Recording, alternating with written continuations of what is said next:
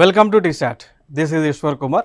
So ఈ వీడియోలో మనం జాతీయ అంశాలను నేషనల్ ఇష్యూస్ని ఏప్రిల్ 2025 సంబంధించినటువంటి అంశాలను డిస్కస్ చేసుకోబోతూ ఉన్నాం. సో ప్రధానంగా మనం చూసుకున్నట్లయితే ఇక్కడ ఉన్నటువంటి ఒక ఇంపార్టెంట్ ఇన్ఫర్మేషన్ చిరుతలకు సంబంధించి. చిరుతలను కునో నేషనల్ పార్క్ నుంచి గాంధీ సాగర్ వరకు ఈ యొక్క చిరుత పులులను తరలింపునకు సంబంధించినటువంటి ఆమోదం ప్రభుత్వం దగ్గర నుంచి రావటం జరిగింది. మరి దీనికి సంబంధించి అసలు ఏంటి అంశం, ఎందుకు న్యూస్లో ఉంది, చిరుతలను ఎందుకు తరలిస్తూ ఉన్నారు అనేటువంటి అంశాలను మనం డిస్కస్ చేద్దాము అండి. ఓకే, ఇక్కడ మనం చూసుకున్నట్లయితే భారతదేశంలో ఒక ప్రాజెక్ట్ని లాంచ్ చేశారు. దాన్నే ప్రాజెక్ట్ చీతా అంటాం. దాన్నే ప్రాజెక్ట్ చీతా. చీతా అంటే చిరుత పులుల యొక్క సంరక్షణ. భారత ప్రభుత్వము భారతదేశంలో ఉన్నటువంటి చిరుత పులుల యొక్క సంరక్షణ బాధ్యతలను తీసుకోవడం జరిగింది. దానిలో భాగంగా ministry of environment forest climate change అనేటువంటి ఒక మంత్రిత్వ శాఖ ఆధ్వర్యంలో ఈ ప్రాజెక్ట్ చీతా అనేటువంటిది లాంచ్ చేసి ఈ చిరుత పులుల సంరక్షణ కోసం ఎటువంటి చర్యలను తీసుకోవాలి, వారికి ఆ చిరుత పులుల సంరక్షణ కోసం ఎటువంటి ప్లేసెస్ని జోగ్రఫికల్ ప్లేసెస్ని ఇవ్వాలి, దాంతోపాటు ఎటువంటి ఫుడ్ అదంతా కూడా ఇవ్వాలి, కన్జర్వేషన్ మెథడ్స్ ఏ విధంగా తీసుకోవాలి అన్నీ కూడా వీరు ఒక కార్యాచరణ చేయడం జరిగింది అండి. దానిలో భాగంగా ఇక్కడ ఏం చేశారు అంటే భారతదేశంలో చిరుత పులులు అనేటువంటి తక్కువగా ఉన్నటువంటి సందర్భాన వేరే దేశం నుంచి, వేరే ఖండం నుంచి ఆఫ్రికా అండి.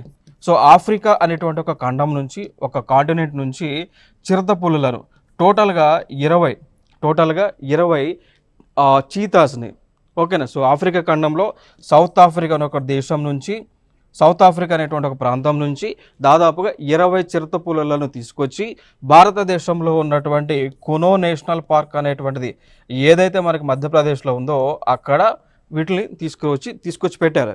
అంటే ఆఫ్రికా ఖండంలో ఉన్నటువంటి 20 చిరుత పులులను తీసుకొచ్చి భారతదేశంలో ఉన్నటువంటి కునో నేషనల్ పార్క్ మధ్యప్రదేశ్లో ఉంటుంది, అక్కడ తీసుకొచ్చి వాటిని అక్కడ పెట్టడం జరిగింది. మరి ఎందుకు కునో నేషనల్ పార్క్లోనే ఆ చిరుత పులులను తీసుకొచ్చి పెట్టారు అంటే ఈ ఆఫ్రికా ప్రాంతంలో, సౌత్ ఆఫ్రికా ప్రాంతంలో ఉన్నటువంటి క్లైమేట్ కానీ అక్కడ ఉన్నటువంటి ఫ్లోరా అండ్ ఫానా, చెట్లు కానీ, మొక్కలు కానీ, గడ్డి కానీ, వాతావరణం కానీ సేమ్ ఉంటుంది కునో నేషనల్ పార్క్లో. అందుకోసమే ఈ జంతువులను తీసుకొచ్చి అక్కడ పెట్టడం జరిగింది. ఇటీవల ఏం జరిగింది అంటే ఈ జంతువులన్నీ కూడా ఇక్కడ మనకి కునో నేషనల్ పార్క్లో ఉన్నటువంటి క్లైమేట్కి అడాప్ట్ అవ్వలేకపోవటం వలన, దాంతోపాటు ఆ జంతువులకు రకరకాల వ్యాధులు రావడం వలన అవి మరణిస్తూ ఉన్నాయి. అందుకోసం ప్రభుత్వం మళ్ళీ ఏం చేస్తూ ఉంది అంటే ఇక్కడ కునో నేషనల్ పార్కులో ఏవైతే ఈ చిరుత పులులు ఉన్నాయో వాటిని తీసుకొచ్చి ఈ గాంధీ సాగర్ వైల్డ్ లైఫ్ సాంక్చురీలో తీసుకొచ్చి ఇక్కడ ఉంచబోతూ ఉన్నారు. ఉంచి ఇక్కడ దాని తర్వాత ఏం చేస్తారు, ఆ చిరుత పులుల యొక్క సంరక్షణ బాధ్యతలు పూర్తిగా తీసుకొని వాటికి కావాల్సిన మెడికల్ ఫెసిలిటీస్ ఇవ్వటము, ప్రాపర్ ఫుడ్ ఇవ్వటము, ప్రాపర్ అట్మాస్ఫియర్ ఉండేలాగా చర్యలు తీసుకొని వాటి పాపులేషన్ని ఇండియాలో పెంచుతారు. ఇది మెయిన్ ప్రాజెక్ట్ ఇక్కడ, అర్థమైందా. అదుకే ఇది మనకి న్యూస్లోకి రావటం జరిగింది. ఇక దాని తర్వాత మనం చూసుకుంటే భారతదేశంలోనే అతి ఎక్కువ నేషనల్ పార్క్స్ ఉన్నటువంటి రాష్ట్రము కూడా మధ్యప్రదేశ్ అండి. ఇంకొక అంశం, భారతదేశంలోనే ఎక్కువగా అటవీ విస్తీర్ణం కలిగినటువంటి రాష్ట్రము కూడా మధ్యప్రదేశ్, అర్థమైందా. ఫారెస్ట్ ప్రకారం ఎక్కువ ఉన్నటువంటి రాష్ట్రము మధ్యప్రదేశ్, ఎక్కువ నేషనల్ పార్క్స్ ఉన్నటువంటి ప్రాంతము కూడా మధ్యప్రదేశే అండి, ఓకేనా. ఇది ఒక ఇంపార్టెంట్ ఫ్యాక్ట్స్ ఎంపీకి సంబంధించి. దీనిలో మనం చూసుకుంటే నేషనల్ పార్క్స్, ఇక్కడ ఉన్నటువంటి నేషనల్ పార్క్స్ చూస్తే ఫర్ ఎగ్జాంపుల్ పెంచ నేషనల్ పార్క్ అని, సత్పురా నేషనల్ పార్క్ అని, పంచమరి నేషనల్ పార్క్ అని, నెక్స్ట్ దాని తర్వాత మనం చూసుకుంటే కునో నేషనల్ పార్క్ అని, Gandhi Sagar wild life sanctuary అని, దాని తర్వాత ఇటీవల నేషనల్ పార్క్ డెసిగ్నేట్ చేసినటువంటి ప్లేస్ దానిని మాధవ్ నేషనల్ పార్క్ అని పిలుస్తూ ఉంటాం, మాధవ్ నేషనల్ పార్క్ అని. ఇక ఫర్దర్గా చూస్తే Khajuraho national park, Panna national park, Bandhavgarh national park ఇవన్నీ కూడా ఇంకా ఉన్నాయి. Kanha national park, Pench national park ఇవన్నీ కూడా ఈ మధ్యప్రదేశ్లోనే ఉంటాయండి. ఇది ఇక్కడ important information and also factual information related to Madhya Pradesh. ఆ కోవలోనే మనకి ఈ విధంగా క్వశ్చన్స్ని అడుగుతూ ఉన్నారు. చూద్దాం ఒక్కసారి ఇప్పుడు నేషనల్ పార్క్స్ న్యూస్లో ఉంది, కునో నేషనల్ పార్క్ న్యూస్లో ఉంది, Gandhi Sagar wild life sanctuary న్యూస్లో ఉంది. కాబట్టి న్యూస్లో ఉన్నటువంటి అంశం బేస్ చేసుకొని ఈ విధంగా క్వశ్చన్స్ని అడుగుతూ ఉన్నారు. సో డైనమిక్ ఇష్యూస్ బేస్ చేసుకొని static point of view questions అడుగుతూ ఉన్నారు. సో ఒకసారి క్వశ్చన్కి కూడా ఆన్సర్ ఇచ్చేటువంటి ప్రయత్నం చేయండి. ఒక పక్కేమో సాంక్చురీ లేదా నేషనల్ పార్క్ ఇచ్చారు, ఇంకో పక్క స్టేట్, అంటే అవి ఏ రాష్ట్రంలో ఉంది అనేటువంటిది అడుగుతూ ఉన్నారు. Like a Gir national park, b Ranthambore national park, c Kuno national park, d Jim Corbett national park. ఆప్షన్స్లో చూసుకుంటే స్టేట్స్లో చూస్తే రాజస్థాన్, మధ్యప్రదేశ్, గుజరాత్, ఉత్తరాఖండ్. సో ఆన్సర్ తెలిసినటువంటి వారు కామెంట్ బాక్స్లో ఆన్సర్ ఇవ్వచ్చు, తెలియనటువంటి వారు ఎక్స్ప్లెనేషన్ కోసం వెయిట్ చేయండి. ఓకే రైట్, చూద్దాం. ఇక్కడ గిర్ నేషనల్ పార్క్ చూసుకుంటే ఇది మనకి గుజరాత్లో ఉంటుంది అండి. ఓకేనా. సో గిర్ నేషనల్ పార్క్ వచ్చి గుజరాత్లో ఉంటుంది, ఏకి 3. రంథంబోర్ నేషనల్ పార్క్ వచ్చేసి రాజస్థాన్లో ఉంటుంది, సో ఇది బికి 1. కునో నేషనల్ పార్క్ వచ్చేసి మధ్యప్రదేశ్లో ఉంటుంది, సో దానికి ఆన్సర్ వచ్చేసి సికి 2. జిమ్ కార్బెట్ నేషనల్ పార్క్ వచ్చేసి ఉత్తరాఖండ్లో ఉంటుంది, దానికి ఆన్సర్ వచ్చేసి 4. సో డికి 4 అండి. ఓకేనా. సో ఈ విధంగా ఇవన్నీ కూడా ఆన్సర్స్ ప్రతిదీ కూడా గుర్తుపెట్టుకోవాలి, ఎందుకంటే వీటిపైన క్వశ్చన్స్ వస్తున్నాయి కాబట్టి. ఇంకొక అంశం, Khelo India games, Khelo India youth games 2025 జరగబోతూ ఉంది. అయితే మరి ఖేలో ఇండియా యూత్ గేమ్స్ అనేటువంటి జరగబోతూ ఉందో ఏ రాష్ట్రంలో జరగబోతూ ఉంది అనేటువంటి అంశంలోకి వెళ్తే బీహార్ రాష్ట్రంలో జరగబోతూ ఉన్నాయండి. సో బీహార్ రాష్ట్రంలో వివిధ ప్రాంతాలలో ఈ games, so Khelo India youth games జరగబోతూ ఉన్నాయి. సో జరిగేది కూడా 4th నుంచి 15th మధ్య. సో 4th నుంచి 15th మధ్య మే 2025లో జరగబోతా ఉంది అండి. సో దీనికి సంబంధించి ఒక ట్యాగ్ లైన్ కూడా ఇచ్చారు, లైక్ ఖేల్ కే రంగ్ బీహార్ కే సంగ్ అని. ఖేల్ కే రంగ్ బీహార్ కే సంగ్ అని ఒక ట్యాగ్ లైన్ని వీరు ఇవ్వటం జరిగింది. దాని తర్వాత దీని పాయింట్ ఆఫ్ వ్యూలో మస్కెట్ని రిలీజ్ చేశారు. ఓకేనా. సో మస్కెట్ అంటే ఒక చిహ్నం అండి. ఏదైనా ఒక క్రీడ జరిగినప్పుడు లైక్ ప్రతిసారి కూడా ఇట్లా మస్కెట్స్ సింబల్స్ని రిలీజ్ చేస్తూ ఉంటారు. అట్లా మరి ఈ ఖేలో ఇండియా యూత్ గేమ్స్ సంబంధించిన మస్కెట్ మనం చూసుకుంటే దాన్ని గజ సింహం అంటాం, ఇదే మస్కెట్ అంటాం, చిహ్నం అనమాట. సో ఇది ఒక ఆనవాయితీగా వస్తూ ఉంది. సో గజ సింహం, గజ అంటే ఏంటంటే ఏనుగు కదా, సింహం అంటే సింహమే కదా. సో సింహము ఏనుగు కలిసినటువంటి ఇది ఒక రూపం, ఇది ఇప్పుడు దీనికి మస్కట్ అంటాం ఇది. ఓకే, లోగో పరంగా చూసుకుంటే ఇది లోగోని రిలీజ్ చేయడం జరిగింది కంప్లీట్గా. ఇదంతా కూడా ఈ ఖేలో ఇండియా యూత్ గేమ్స్ సంబంధించినటువంటి లోగో ఇది. ఓకే, నెక్స్ట్ అంశం. సో ఇక్కడ యునైటెడ్ స్టేట్స్ ఆఫ్ అమెరికాకు చెందినటువంటి, యూరోప్కి చెందినటువంటి సైంటిస్టులు ఒక కొత్త డివైజ్ అంటే కొత్త చిప్పులు, సో ఎలక్ట్రానిక్ డివైజెస్లో వాడేటువంటి చిప్పులను వారు తయారు చేయడం జరిగింది. ఏంటా చిప్స్ అంటే ఆ లేజర్. ఓకేనా. సో ఆ చిప్స్ అంటే లేజర్ను ఉపయోగించుకొని సిలికాన్ చిప్స్లను వీరు తయారు చేయడం జరిగింది. సో సింపుల్గా నేను చెప్పాలి అంటే సిలికాన్తో తయారయ్యే చిప్స్ ఉంటాయి. ఇప్పుడు చూసారా, ఇవన్నీ కూడా చిప్స్ అండి. సిలికాన్తో తయారైనటువంటి చిప్స్, సిలికాన్ డయాక్సైడ్ యూజ్ చేస్తూ ఉంటారు. సో దానిని ఉపయోగించుకొని ఈ ఎలక్ట్రానిక్ డివైజెస్లో వాడేటువంటి చిప్స్, సో దాన్ని ఇంటిగ్రేటెడ్ చిప్స్ అంటాం, ఐసీస్ అంటాం. సో ఈ ఐసీ ఇంటిగ్రేటెడ్ చిప్స్ అని పిలుస్తూ ఉంటాం. సో ఈ చిప్స్లో లేజర్ బీమ్ ద్వారా ఆ లేజర్ని దీనిలో ఏం చేస్తున్నారు, ఇంటిగ్రేట్ చేస్తూ ఉన్నారండి. అర్థమైందా. సో ఈ ప్రాసెస్ చేశారు, సక్సెస్ అయింది. సో దీనివల్ల మనకి కలిగేటువంటి బెనిఫిట్స్ ఏంటి అంటే డేటాని ఎక్కువ వేగంగా మనం ట్రాన్స్ఫర్ చేయగలం. అర్థమైందా. సో ఈ సిలికాన్ చిప్స్లో వీటిపైన ఒక వేఫర్ లాగా పెట్టి ఆ వేఫర్ గ్యాప్స్లో ఈ యొక్క లేజర్ బీమ్ని లోపల ప్రొజెక్ట్ చేస్తారు. చూడవచ్చు ఈ విధంగా. ఓకేనా. సో ఇదొక బేస్ పైన ఒక సైడ్ నుంచి సిలికాన్ పౌడర్ వస్తుంది, ఇంకో పక్క నుంచి లేజర్ వస్తుంది. ఈ లేజర్ సిలికాన్ పౌడర్ ఇది కలిసి ఒక వేఫర్స్ టైప్. ఓకేనా. సో చాక్లెట్ వేఫర్స్ ఎట్లా ఉంటాయి, లైక్ లైట్గా లెస్ డెన్సిటీగా ఉంటాయి చూసారా, పలచగా. సో అట్లా ఈ చిప్స్ని తయారు చేస్తారు అన్నట్టు. అర్థమైందా. సో దీని వలన కలిగే బెనిఫిట్స్ ఏంటి అంటే డేటాని ఎక్కువ వేగంగా మనం ట్రాన్స్మిట్ చేయవచ్చు అండి. ఓకేనా. సో డేటాని చాలా వేగంగా ట్రాన్స్ఫర్ చేయవచ్చు, ఎనర్జీని వేగంగా ట్రాన్స్ఫర్ చేయవచ్చు. దాంతోపాటు ఈ ట్రాన్స్మిషన్లో లాసెస్ అనేటువంటి ఉండవండి. ఓకేనా. సో హీట్ డిసిపేషన్ కానీ, హీట్ లాస్ వల్ల ఎనర్జీ లాస్ కానీ, లేదా ఫోటాన్ లాస్ కానీ, లైట్ లాస్ కానీ, సిగ్నల్ లాస్ కానీ ఇవన్నీ కూడా ఉండవు. ఓకేనా. సో ఈ అడ్వాన్స్డ్ చిప్స్ ఇక మీదట ఫర్దర్గా ఇవి మనకి ప్రొడక్షన్లోకి వస్తే కనుక ఎలక్ట్రికల్ రంగంలో, ఎలక్ట్రానిక్స్ రంగంలో విప్లవాత్మకమైనటువంటి మార్పులు అభివృద్ధి రాబోతూ ఉంది అనేటువంటి అంశం మనకు దీని ద్వారా తెలియవస్తూ ఉంది. ఓకే. సో ఇదొక అంశం. దాని తర్వాత ఇంకొక అంశం మనం చూసుకుంటే స్విగ్గీకి సంబంధించి. ఓకేనా. సో స్విగ్గీ అనేటువంటి ఒక ఈ కామర్స్ సంబంధించిన ఒక ప్లాట్ఫామ్ ఏదైతే ఉందో, సో దానితో ఈ కార్మిక ఉపాధి మంత్రిత్వ శాఖ ఒక ఒప్పందాన్ని చేసుకోవడం జరిగింది. అర్థమైందా. సో స్విగ్గీ తెలుసు కదా మనకి. స్విగ్గీ అనేటువంటిది గిగ్ ఎకానమీకి చెందినటువంటి ఒక కంపెనీస్. అంటే స్విగ్గీ ఒకటే కాదు, స్విగ్గీ కానీ, జొమాటో కానీ, ఫ్లిప్కార్ట్ కానీ, అమెజాన్ కానీ, బ్లింకిట్ కానీ, జెప్టో కానీ, ఇక దాని తర్వాత రకరకాల ప్లాట్ఫామ్స్ ఉన్నాయండి. ఓకేనా. సో వీటిలో కొన్ని ఫుడ్ డెలివరీ ప్లాట్ఫామ్స్ ఉన్నాయి, ఫుడ్ని డెలివరీ చేసే ప్లాట్ఫామ్స్ ఉన్నాయి, యూబర్, ఓలా, ర్యాపిడో లాంటివి లైక్ మన ట్రావెలింగ్ కోసం ఉండేటువంటి సర్వీస్లు ఉన్నాయి.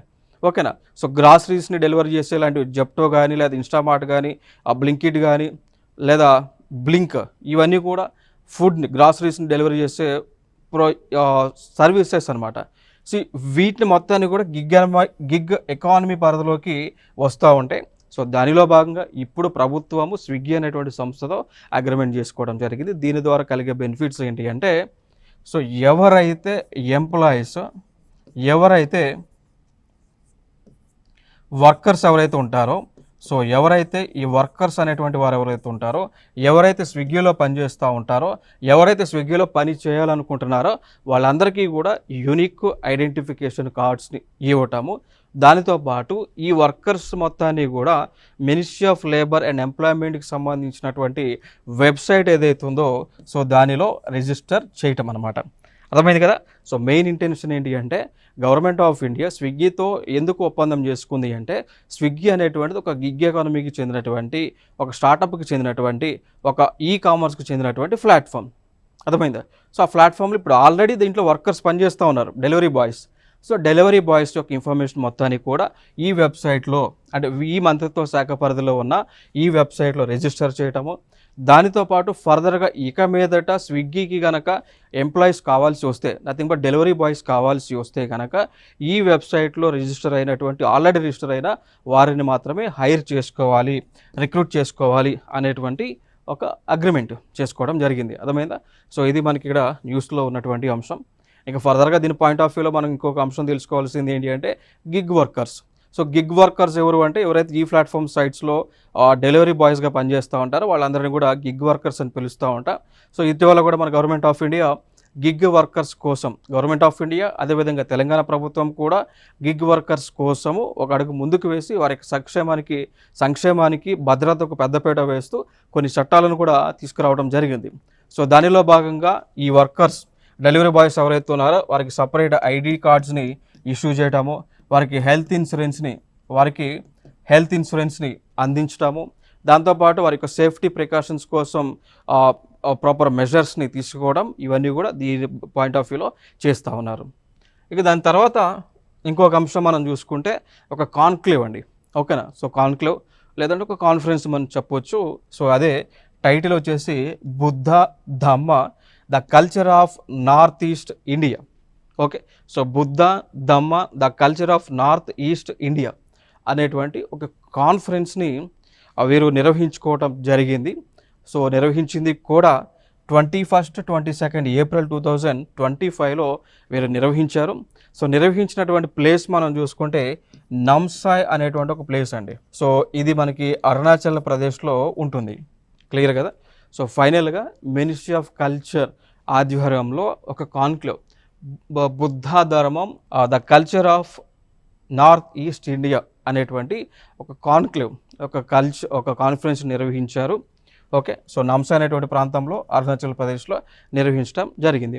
సో దీని ద్వారా దీని యొక్క అవుట్కమ్ ఏంటి అంటే బుద్ధిజం రిలీజియన్ని ఇంకెక్కువ మందికి వెళ్ళే విధంగా బుద్ధిజంలో ఉన్నటువంటి యొక్క రిలీజియన్ ప్రీచింగ్స్ ఏవైతే అవి పబ్లిక్కి తెలిసే విధంగా ఈ కాన్ఫరెన్సెస్ అనేటువంటి కండక్ట్ చేసుకోవడం జరిగింది. దాంతోపాటు బుద్ధిజం రిలీజియన్ని ప్రొటెక్ట్ చేసుకునేటువంటి ఉద్దేశంతో ఇట్లాంటి కాన్ఫరెన్సెస్ని గవర్నమెంట్ ఆఫ్ ఇండియా ఆధ్వర్యంలో నిర్వహించుకోవడం జరిగింది. ఇక్కడ మనకి ఒక ఇంపార్టెంట్ మనకి ఒక ఈవెంట్ ఉంది అండి. So like Indian defence forces launch చేశారు. దాన్ని నావికా సాగర్ పరిక్రమ 2 అని పిలుస్తూ ఉంటాం. నావికా సాగర్ పరిక్రమ 2 అని పిలుస్తూ ఉంటాం. క్లియర్ కదా? సో ఇది మన డిఫెన్స్ ఫోర్స్ అయినటువంటి ఇండియన్ నేవీ వారు లాంచ్ చేయడం జరిగింది. సో ఈ నావికా సాగర్ పరిక్రమ 2 యొక్క ముఖ్య ఉద్దేశం ఏంటి అంటే ప్రపంచంలో ఉన్నటువంటి సముద్రం ఏదైతే ఉందో దానిని ఎక్స్ప్లోర్ చేయడం అనమాట. అర్థమైందా? సో అట్లా ఎక్స్ప్లోర్ చేయడానికి ఒక ఇద్దరు వారి లెఫ్టినెంట్ కమాండర్ అంటాం, ఒక ఇద్దరు మహిళలు ముందుకు వచ్చారు. సో వారిలో ఒకరు లెఫ్టినెంట్ కమాండర్ రూప వీరు, దాని తర్వాత వీరేమో లెఫ్టినెంట్ కమాండర్ దిల్నా కే. సో వీరిద్దరు కూడా మహిళలు, లెఫ్టినెంట్ కమాండర్స్ వీళ్ళిద్దరు కూడా మహిళలు ముందుకు వచ్చి సముద్రయానం చేయడానికి, సముద్రం పైన ఎక్స్ప్లోరేషన్ చేయడానికి ముందుకు వచ్చారు. సో దాదాపు 43,300 కిలోమీటర్ల మేర వీరు ఆ సముద్రాన్ని కూడా తిరిగి వస్తామనేటువంటి కాన్సెప్ట్తో ముందుకు వచ్చారు. సో దానికి సంబంధించి ఈవెంట్ స్టార్ట్ అయ్యటం జరిగింది. సో అట్లా ఇది మనకి న్యూస్లో ఉంది అండి. ఓకేనా?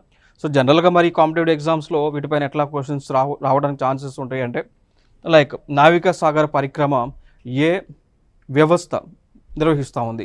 Indian Navy. So Indian Navy is conducting Indian Navy was conducted Navika Sagar Parikrama 2. Okay, so it is like a ocean exploration project launched by Indian Navy. So here the participants were Lieutenant Commander Rupa A and after that Lieutenant Commander Dilna K. Okay, so ఇట్లా ఈ names మనకి ఇట్లా ఈ విధంగా మనకి statement బేస్డ్లో అడగడానికి chances ఉంటాయండి. ఓకేనా? సో దీనిలో భాగంగా మరి ఇటీవల కూడా చూసుకుంటే ఆఫ్రికా ఖండం దాకా రీచ్ అయ్యారు. సో ఇండియా దగ్గర నుంచి ఆఫ్రికా ఖండం రీచ్ అయ్యారు. అక్కడ నుంచి యూరోప్ సైడ్ వెళ్తారు. యూరోప్ నుంచి మళ్ళీ తిరిగి పసిఫిక్లో నుంచి మళ్ళీ ఇండియన్ ఓషన్ దగ్గరికి వచ్చి అక్కడ నుంచి బే ఆఫ్ బెంగాల్, అరేబియన్ సీ వరకు మళ్ళీ తిరిగి వీరు రీచ్ అవుతారు. సో ఇది మెయిన్ ఇక్కడ ఇంటెన్షన్. సో వారికి సంబంధించినటువంటిదే. సో చూడవచ్చు ఇక్కడ. కాకపోతే మరి వీరు వెళ్ళినటువంటి ఒక షిప్ INS తారణి అండి. ఓకేనా?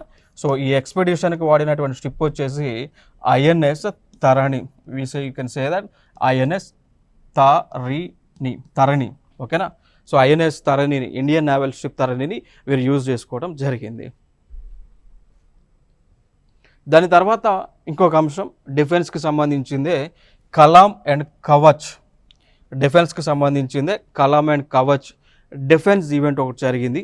సో దాని యొక్క టైటిల్ కూడా like securing India's rise through defence reforms అని జరిగింది అండి. ఓకేనా? సో కలాం కవచ్ ఒక ఈవెంట్ జరిగింది డిఫెన్స్కి సంబంధించి, రక్షణ రంగానికి సంబంధించి securing India's rise through defence reforms అండి. Okay, so like 15th April 2025లో జరిగింది. సో ఇది మనీక్ సేవా సెంటర్ న్యూఢిల్లీలో ఉంటుంది. సో అక్కడ ఈ ఈవెంట్ జరగటం జరిగింది అండి. సో దీని యొక్క ముఖ్య ఉద్దేశం ఏంటి అంటే డిఫెన్స్ రంగంలో, సో రక్షణ రంగంలో ఎటువంటి మార్పులను తీసుకురావాలి, రక్షణ రంగం బలోపేతానికి ఎటువంటి సంస్కరణలు తీసుకురావాలి అని వీరు ఆలోచన చేయడం జరిగింది. సో ఇది మెయిన్ అవుట్కమ్గా మనం చెప్పుకోవచ్చు. ఓకే, సో సాగర తీరాన్ని మనం ఏ విధంగా ప్రొటెక్ట్ చేసుకోవాలి, ఇంకా ఎటువంటి వెపన్స్ మనం ఎక్వైర్ చేయాలి, ఉన్నటువంటి వెపన్స్ మన దగ్గర ఏమున్నాయి, అవన్నీ కూడా వీరు ఒకసారి రివ్యూ చేసుకోవడం జరిగింది ఈ యొక్క కలాం అండ్ కవచ్ డిఫెన్స్ ఈవెంట్లో. ఇంకొక అంశం ఇక్కడ, సో ఇండియా సపోర్ట్ చేస్తున్నటువంటి ఒక స్టార్టప్ కంపెనీ అండి. సో ఇండియా దాదాపు ఇక్కడ ఒక 8 కంపెనీ స్టార్టప్లను సపోర్ట్ చేస్తూ ఉంది. అందులో ఒక కంపెనీ QPAI ఇండస్, ఒక కంపెనీ QPAI ఇండస్ ఇక్కడ కూడా ఉంది. సో ఇది కూడా ఒక స్టార్టప్ కంపెనీ అండి, క్లియర్ కదా. సో గవర్నమెంట్ ఆఫ్ ఇండియా ఒక 8 స్టార్టప్ కంపెనీలను సపోర్ట్ చేస్తూ ఉన్నారు. ఆ సపోర్ట్ చేసే దానిలో ఇదొక కంపెనీ QPAI ఇండస్ అనేటువంటి ఒక కంపెనీ, క్లియర్ కదా. సో వీళ్ళు ఇటీవల భారతదేశంలోనే మొట్టమొదటి మోస్ట్ పవర్ఫుల్ కంప్యూటర్ క్వాంటమ్ కంప్యూటర్ని వీరు ఉత్పత్తి చేయడం జరిగింది. సో సింపుల్గా నేను చెప్పాలి అంటే భారతదేశంలోనే మోస్ట్ పవర్ఫుల్ మొట్టమొదటి క్వాంటమ్ కంప్యూటర్ని ఈ సంస్థ QPAI ఇండస్ అనేటువంటి సంస్థ రూపొందించడం జరిగింది. ఓకేనా. సో ఇదొక అంశం. సో దీనివల్ల కలిగే బెనిఫిట్స్ ఏంటి అంటే చాలా వేగంగా పనిచేస్తుంది. ఇప్పుడు మన దగ్గర ఉన్నటువంటి కంప్యూటర్స్ ఇవన్నీ కూడా క్లాసికల్ కంప్యూటర్స్. ఇప్పుడు మన ల్యాప్టాప్స్, డెస్క్టాప్స్ ఏవైతే ఉన్నాయో అవన్నీ కూడా క్లాసికల్ టైప్ ఆఫ్ కంప్యూటర్స్ అంటాం. ఇవేమో క్వాంటమ్ టైప్ ఆఫ్ కంప్యూటర్స్ అంటాం. క్లాసికల్ కంప్యూటర్కి క్వాంటమ్ కంప్యూటర్ని కంపేర్ చేస్తే క్లాసికల్ కంప్యూటర్స్ కంటే క్వాంటమ్ కంప్యూటర్స్ చాలా అడ్వాన్స్డ్గా చాలా వేగంగా వర్క్ చేస్తూ ఉంటాయండి. ఓకేనా. సో అది ఇక్కడ ఇంపార్టెంట్ ఇన్ఫర్మేషన్. నెక్స్ట్ జనరల్గా చూసుకుంటే ఇప్పుడు క్లాసికల్ కంప్యూటర్స్, ఇప్పుడు ఇది కూడా ఒక వన్ ఆఫ్ ది కంప్యూటర్ అన్నట్టు. ఇది ఇంటరాక్టివ్ ఫ్లాట్ ప్యానల్ అంటాం. Is nothing but is one of the computer లాగానే వర్క్ చేస్తుంది. సో దీనిలో డేటా ప్రాసెసింగ్ అంతా కూడా మనకి బైట్స్లో లేదా బిట్స్లో లైక్ 0 and 1 బిట్స్లో ఇన్ఫర్మేషన్ అంతా కూడా ప్రాసెసింగ్ జరుగుతుంది. బట్ క్వాంటమ్ కంప్యూటర్స్లో మాత్రము ఇన్ఫర్మేషన్ అంతా కూడా క్యూబిట్స్లో ప్రాసెసింగ్ జరుగుతుందండి. క్యూబిట్స్ అంటాం. క్యూబిట్స్ అంటే ఇది is a combination of both 0 and 1 అండి. అర్థమైందా. సో బిట్స్లో ఇన్ఫర్మేషన్ ప్రాసెసింగ్ అంటే అయితే 0 కానీ 1 కానీ ఫస్ట్ 0 డేటా తీసుకుంటే తర్వాత 1 లేదా 1 0 0 1 ఇట్లా ఇన్ఫర్మేషన్ని అరేంజ్ చేసుకుంటుంది. దీన్ని బైనరీ సిస్టమ్ అంటాం. సో దీన్నే మనం ఏమంటాము ఈ విధంగా ఇన్ఫర్మేషన్ ప్రాసెసింగ్ చేసుకోవడానికి సీక్వెన్స్ జరిగితే దీన్ని బైనరీ సిస్టమ్ అంటామండి. బట్ క్వాంటంలో ఏం చెప్తాం, క్వాంటమ్ కంప్యూటర్స్లో క్యూబిట్స్ ఫార్మేట్లో ఇన్ఫర్మేషన్ తీసుకుంటుంది అన్నాం కదా. అంటే ఇక్కడ ఏం జరిగింది అంటే కాంబినేషన్ ఆఫ్ 0 and 1. సో 0 1 1 0 ఇట్లా కాంబినేషన్తో ఇన్ఫర్మేషన్ అంతా కూడా ప్రాసెసింగ్ చేసుకోవడం వలన ఇక్కడ అవుట్పుట్ అనేటువంటిది వేగంగా వస్తుంది. సో అట్లా ఇది న్యూస్లో ఉన్నటువంటి అంశం. ఓకే. సో అయితే మరి నేను ఏదైతే చెప్పానో దీనికి సంబంధించి ఇది ఒక మిషన్ ద్వారా ప్రభుత్వం సపోర్ట్ చేస్తూ ఉంది. నేనేమన్నా ఇక్కడ గవర్నమెంట్ ఆఫ్ ఇండియా 8 స్టార్టప్ కంపెనీలను QPAI అంటే 8 స్టార్టప్ కంపెనీలను సపోర్ట్ చేస్తూ ఉందన్నాను కదా. ఎందుకు సపోర్ట్ చేస్తూ ఉంది అంటే గవర్నమెంట్ ఆఫ్ ఇండియా ఒక మిషన్ లాంచ్ చేసింది. దానినే మనం అంటాము నేషనల్ క్వాంటమ్ మిషన్ అంటాం. దానినే మనం అంటాము నేషనల్ క్వాంటమ్ మిషన్ పిలుస్తూ ఉంటాం. సో ఆ మిషన్ బేస్ చేసుకొని 8 కంపెనీస్కి గవర్నమెంట్ సపోర్ట్ చేస్తూ ఉంది. సో దీని పాయింట్ ఆఫ్ వ్యూలో మనకి కాంపిటేటివ్ ఎగ్జామ్స్లో మరి ఎటువంటి క్వశ్చన్స్ని అడగడానికి ఛాన్సెస్ ఉంది అనేటువంటిది మీకు ప్రొజెక్ట్ చేయడానికి నేను రిఫరెన్స్గా ఇక్కడ ఒక క్వశ్చన్ ఇచ్చాను. దీనికి ఆన్సర్ని ఇచ్చేటువంటి ప్రయత్నం చేయండి. Like regarding the national quantum mission consider the following statements అండి. ఓకేనా. So consider the following statements ఉన్నాయి. So like one statement QPAI is one of the 8 startups selected under NQM. అవునా కాదా మనం చెప్పాలి. సో 8 స్టార్టప్ కంపెనీలను government of India national quantum mission కింద select చేసింది. అవునా కాదా. Second statement the department of science and technology DST coordinates the NQM. మనం ఫైండ్ అవుట్ చేయాలి. అవునా కాదా. 3 NQM national quantum mission aims to develop quantum computers with at least 50 qubits by 2025 అండి. మరి స్టేట్మెంట్ అవునా కాదా మనం ఫైండ్ అవుట్ చేయాలి. ఓకేనా. సో తెలిసిన వారు ఒకసారి కామెంట్ బాక్స్లో ఇవ్వండి, లేదంటే ఎక్స్ప్లెనేషన్ నేను ఇస్తాను. ఓకే. సో ఫైనల్గా నేనేమన్నాను 8 స్టార్టప్ కంపెనీలను సెలెక్ట్ చేసింది అన్నాం. Exactly 1 is the true. సెకండ్ది సో ఈ నేషనల్ క్వాంటమ్ మిషన్ మొత్తాన్ని కూడా కోఆర్డినేట్ చేసుకునేది department of science and technology DST. కాబట్టి 2 కూడా రైట్. మూడవది మనం చూసుకుంటే నేషనల్ క్వాంటమ్ మిషన్ అనేటువంటిది మనం తీసుకొచ్చాము. దాని మెయిన్ ఇంటెన్షన్ ఏంటి అంటే ఇనిషియల్గా 20 to 50 క్యూబైట్స్. ఓకేనా. సో లైక్ ఇనిషియల్గా 20 to 50 క్యూబైట్స్తో డివైజెస్ మ్యానుఫ్యాక్చరింగ్ చేయటం. బట్ కాకపోతే అది ఖచ్చితంగా 2025 కానీ చెప్పలేదు, కానీ అప్కమింగ్ 3 years అన్నాం. సో రాబోయేటువంటి 3 years నుంచి అని మనం చెప్పుకోవడం జరిగింది. అది ఎగ్జాక్ట్గా 2025 మనం మాట్లాడలేదు. కాబట్టి స్టేట్మెంట్ 3 తప్పు అవుతుంది. సో దాన్ని బట్టి మనం చెప్పొచ్చు 1 and 2 రైట్. కాబట్టి we can go for A. So A is the right answer for this question. So అంటే ఈ విధంగా క్వశ్చన్స్ కాంపిటేటివ్ ఎగ్జామ్స్లో వస్తూ ఉన్నాయని ఇండికేషన్ రూపంలో నేను ఇక్కడ ప్రొజెక్ట్ చేయడం జరిగింది. ఓకేనా. సో ఫర్దర్గా మనం ఇంకా మరికొన్ని అంశాలను నెక్స్ట్ అప్కమింగ్ వీడియోస్లో మనం నేర్చుకుందాం. సో ఓకేనా. సో ఇవి ఇక్కడ కరెంట్ అఫైర్స్కి సంబంధించినటువంటి ఏప్రిల్ 2025కి సంబంధించినటువంటి ఇంపార్టెంట్ ఇన్ఫర్మేషన్. సో నెక్స్ట్ వీడియోలో